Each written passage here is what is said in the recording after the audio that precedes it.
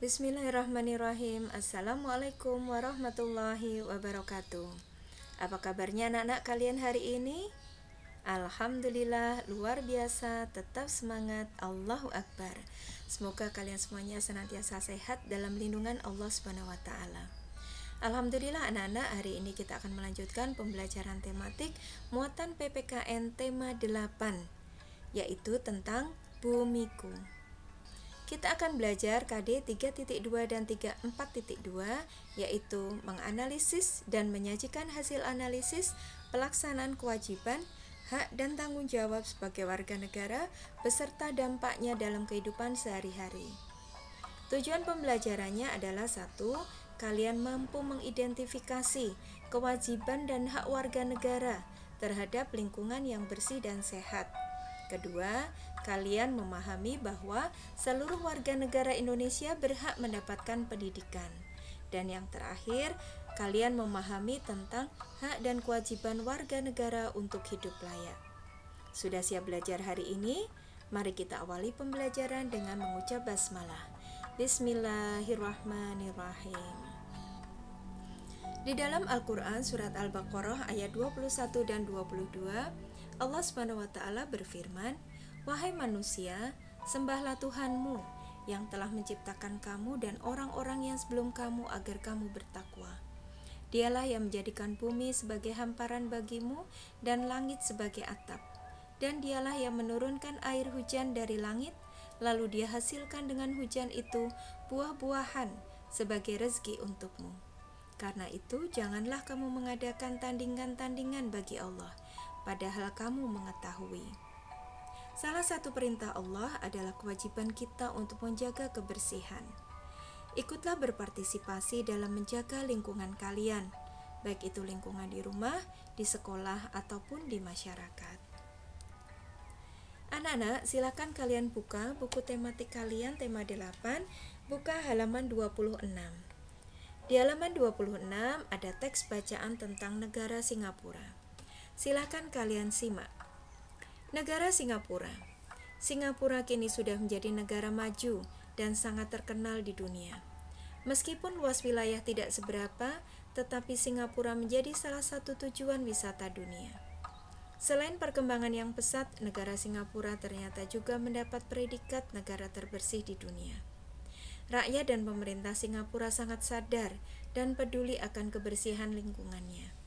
Bahkan untuk menjaga kebersihannya, pemerintah Singapura telah membuat peraturan ketat untuk seluruh masyarakat yang tinggal di negara tersebut. Dari segala lingkup tentang aturan untuk kebersihan semuanya harus ditaati. Bahkan, tidak menyiram toilet saja akan dikenakan denda sangat tinggi. Hal positif yang dapat kita contoh dari negara Singapura adalah 1. Meskipun luas wilayahnya tidak seberapa, tidak luas seperti wilayah Indonesia, tetapi Singapura menjadi salah satu tujuan wisata dunia. Singapura ternyata juga mendapat predikat negara terbersih di dunia. Rakyat dan pemerintah Singapura sangat sadar dan peduli akan kebersihan lingkungannya.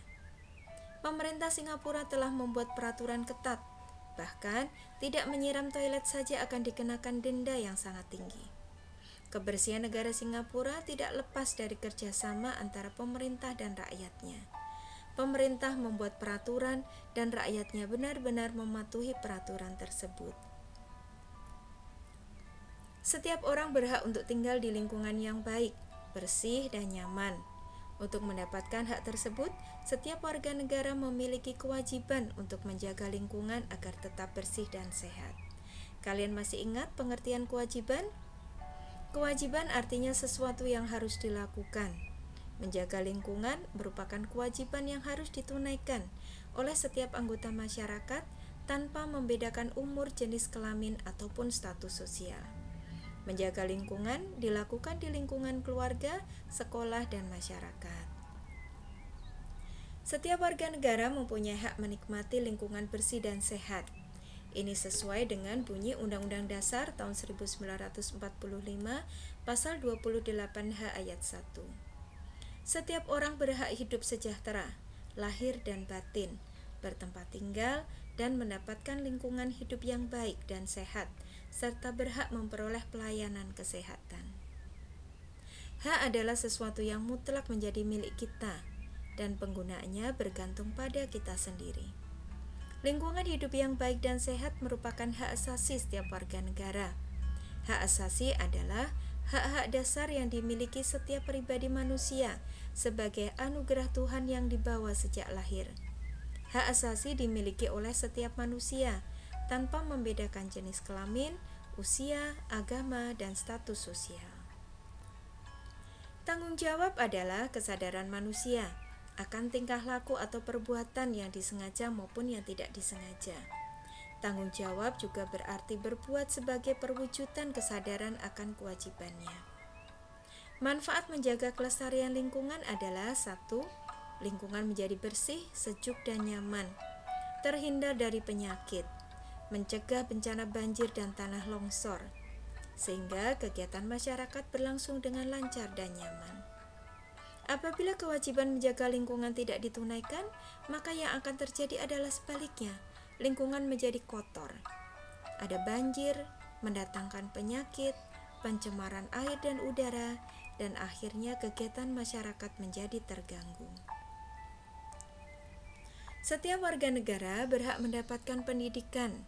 Hal ini sesuai dengan Undang-Undang Dasar tahun 1945 pasal 31 ayat 1. Yang bunyinya adalah setiap warga negara berhak mendapatkan pendidikan.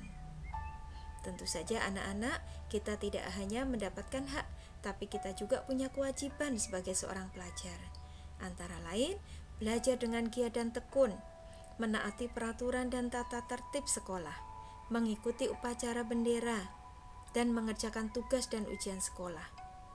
Hak kita adalah mendapatkan pengajaran dari guru, mendapatkan nilai prestasi hasil belajar, dan dapat menggunakan fasilitas sekolah.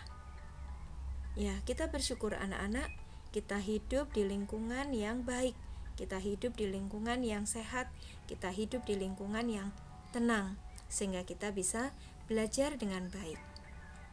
Beda dengan teman-teman kita yang pemulung, yang anak fakir miskin, ya, mereka sulit untuk mendapatkan pendidikan. Alhamdulillah, banyak yayasan di sekitar kita yang bisa menolong mereka. Salah satu di antaranya adalah Yayasan Himata Jakarta. Himata adalah singkatan dari Himpunan Pemerhati Masyarakat Marginal Kota. Jadi mereka memberikan pelayanan pendidikan kepada anak-anak miskin yang tidak bisa sekolah untuk mendapatkan pendidikannya. Setiap warga negara berhak untuk hidup secara layak di Indonesia dan mengusahakan suatu usaha untuk mencapai tujuan tersebut.